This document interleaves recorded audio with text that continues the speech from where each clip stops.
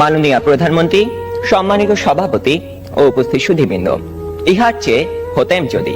অনেক কিছুই তো হতে ইচ্ছে করে, কিন্তু বাবার অত্যাচারে কি কোনো কিছু করার বা হওয়ার সত্যিই জো আছে? এই তো কদিন আগে বাসার সবাই মিলে নাটক দেখতে বসেছে। আমিও পরিবেশের গন্ধ শুকে আস্তে আস্তে এগোচ্ছি কোন রকমের দর্শকের সারিতে জায়গা দখল করার জন্য। অমনি বাবা গুরুগম্ভীর কণ্ঠে আদেশ জারি করলেন, দুদিন পরে তোমার পরীক্ষা, এখন তোমার এসব নাটক ফাটক দেখা চলবে না।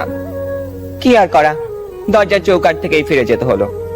যেতে যেতেই শুনতে পেলাম নাটকের ছেলেটি তার বাবাকে বলছে, আমি এবার পরীক্ষা দেব না। ইস, আমি যদি এমন করে বলতে পারতাম, এই নাটকের ছেলেটির মতো হতাম। কিন্তু এ তো শুধু নাটকেই সম্ভব। আবার স্কুলের কথাই ধরুন না কেন, সব সময় পরীক্ষা লেগেই আছে। ক্লাস টেস্ট, সাপ্তাহিক, মাসিক, টার্ম, এবং আমাদের স্কুলে আরো একটি পরীক্ষা আছে, পপ টেস্ট। অর্থাৎ বলা নেই কওয়া নেই, স্যার ম্যাডাম ক্লাসে এসে দুম করে বললেন, তোমাদের পরীক্ষা নেব। কি জ্বালা, এমনিতেই পরীক্ষার ভয় বাঁচি না, তা আবার এই পপ টেস্টের ভয় রাত দিন কাঁটা হয়ে থাকতে হয়। জনান্তিকে বলে রাখি, আমি যদি দেশের প্রধানমন্ত্রী হই তবে সবার আগে এই পরীক্ষা ব্যবস্থাটা তুলে দেব। এরই মধ্যে একজন বন্ধু ইশারা করলো, এনেছি। বুঝতে পারলাম গতকাল তাকে হুমায়ুন আহমেদের বোতল ভূত বইটা আনতে বলেছিলাম। কোন রকমে পরীক্ষা শেষ করে উঠে গেলাম লাস্ট বেঞ্চে। দুজনে মিলে মজা করে পড়তে শুরু করে দিলাম।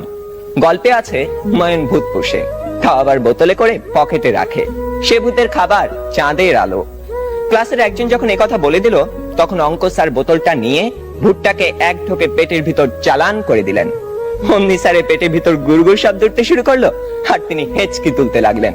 দম ফাটিয়ে হাসতে যাব, হঠাৎ কানে টান পড়তেই শটান দাঁড়িয়ে গেলাম। বইটা পড়তে পড়তে টেরই পাইনি কখন ইংরেজি ম্যাডাম চলে গেছেন আর এসেছেন জমদূত প্রায় আমাদের অঙ্ক স্যার। বইটা নিয়ে গেলেন হেড স্যারকে জমা দেবেন বলে। তার মানে আরো এক দফা শাস্তি। আপনারাই বলুন, এত শাসনের মধ্যে স্বাধীনভাবে কোনো কিছু করার উপায় নেই তো?